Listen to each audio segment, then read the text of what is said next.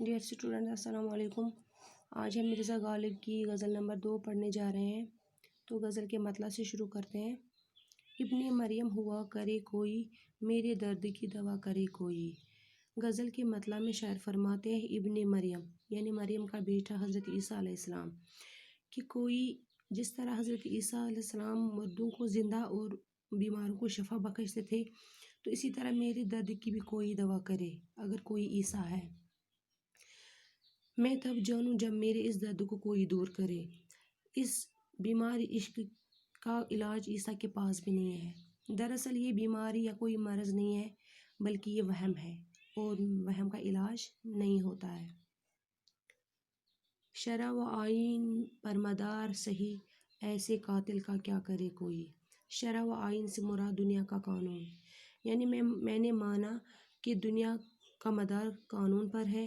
اگر دنیا میں کوئی جرم کرے تو اس کی سزا سے قانون دیتا ہے، لیکن ایسے قاتل یا اگر کوئی قتل کرے تو اس کی سزا سے قانون دیتا ہے، لیکن ایسے قاتل کو کون سزا دے گا جو تلوار سے نہ قتل کرے، جو قتل بھی کرے اور اس کے پاس تلوار بھی نہ ہو، ایسے قاتل کو کون سا قانون سزا دے گا۔ چال جیسے کڑی کمان کا تیر، دل میں ایسے کہ جا کرے کوئی۔ یہاں محبوب کی طرف اشارہ کر کے وہ فرماتے ہیں کہ جس قدر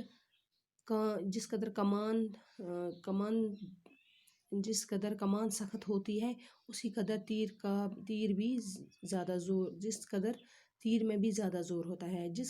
جس قدر کمان سخت ہوتی ہے، اسی قدر تیر میں بھی زور ہوتا ہے۔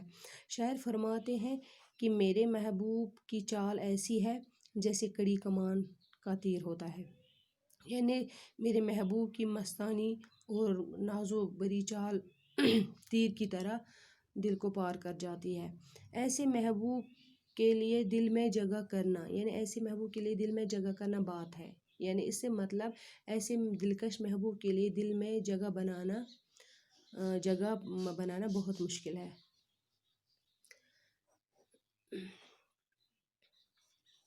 بات پرواں زباں کٹتی ہے، وہ کہیں اور سنا کرے کوئی۔ یہاں پہ غالب فرماتے ہیں کہ ایسی کیا مجال کہ میں کچھ کہوں، کہ میں بات کروں۔ اگر میں بات کروں تو میری زبان ہی کاٹ ڈالتے ہیں، یعنی مجھے بات کرنے پر بھی پابندی ہے۔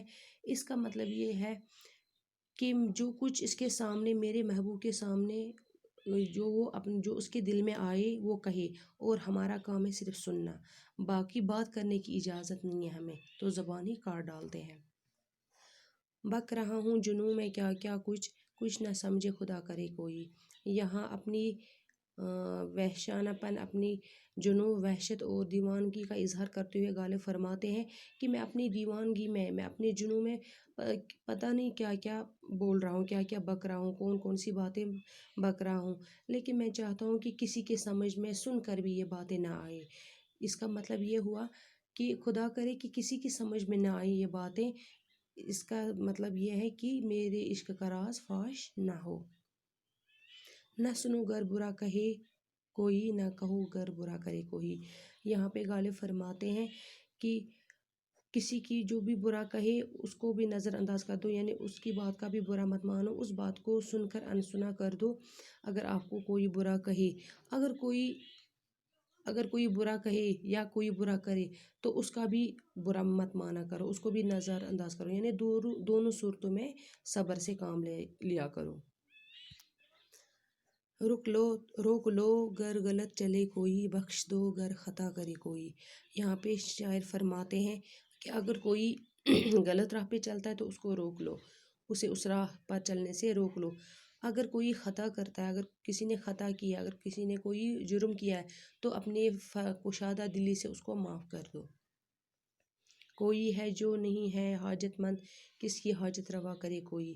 یہاں پہ غالب نے فرمایا کہ دنیا میں ایسا کوئی نہیں ہے جو حاجت مند نہیں ہے، یعنی جس کی جو حاجت مند نہ ہے، یعنی اب کون کس کی حاجت روائی کرے، یعنی دنیا میں سب حاجت مند ہے۔ دنیا یعنی اس طرح سے دوسروں کی مجبوریوں کو سمجھو، یعنی اگر آپ کی حاجت روائی کوئی نہ کرے تو اس کو برا مت مانو، تو کیونکہ آپ کی طرح ہی دوسرے بھی اپنے ان ضرورتوں سے مجبور ہیں۔ ان دنیا میں ایسا کوئی نہیں ہے جو حاجت مند نہیں ہے۔ اب کون کسی حاجت روائی کرے، ہر کوئی ضرورت مند ہے۔ کیا کیا خضر نے سکندر سے کیا کیا خضر نے سکندر سے، اب کیسے رہنمائی کرے کوئی۔ یہاں پہ شاعر فرماتے ہیں کہ جب خضر نے سکندر کو چشمہ آب حیات کے پاس پہنچایا تو وہاں جب سکندر نے بوڑھے سکتے ہلکتے دیکھے اس نے آب حیات پینے سے پرہیز کیا۔ یعنی جب خضر نے ہی سکندر کو آب حیات نہ پلا سکے، جب خضر نے ہی سکندر کی یہ رہنمائی نہ کی، یعنی جب خضر تو سب سے بڑے رہنمائی کرنے والے شخص ہے، لیکن جب انہوں نے ہی سکندر کی رہنمائی وہ نہ کر سکے تو کسی اور سے کیا توقع کریں کہ وہ ہماری رہنمائی کرے۔ اس شعر میں خضر اور سکندر کے حوالے سے تلمیح کا استعمال کیا گیا ہے۔ یعنی یہاں پہ وجہ بتائی گئی ہے کہ سکندر خضر کی رہنمائی کے باوجود بھی آب حیات نہ پی سکے، لیکن وجہ یہاں پہ یہ ہے کہ اب اگر ہمیں کوئی بدل دینا چاہتا ہے، کوئی رہنمائی کرنا چاہتا ہے ہماری، تو ہم اس رہنمائی کو لینے سے انکار کرتے ہیں، تو پھر بھی ہم نہیں بدل ڈالتے خود کو، تو ایسی رہنمائی سے کیا فائدہ۔ اس کا مطلب اس کی وجہ یہ بتائی گئی ہے، لیکن یہاں پہ وجہ اس کی خضر اور سکندر کی بتائی گئی ہے، اس کی تلمیح کا استعمال کیا گیا ہے۔ جب توقع ہی اٹھ گئی غالب، کیوں کسی کا گلہ کرے کوئی۔ یہاں غالب مقطع میں فرماتے ہیں کہ جب کسی سے توقع ہی نہ رہی، پھر کس بھروسے سے اس کا گلہ کریں۔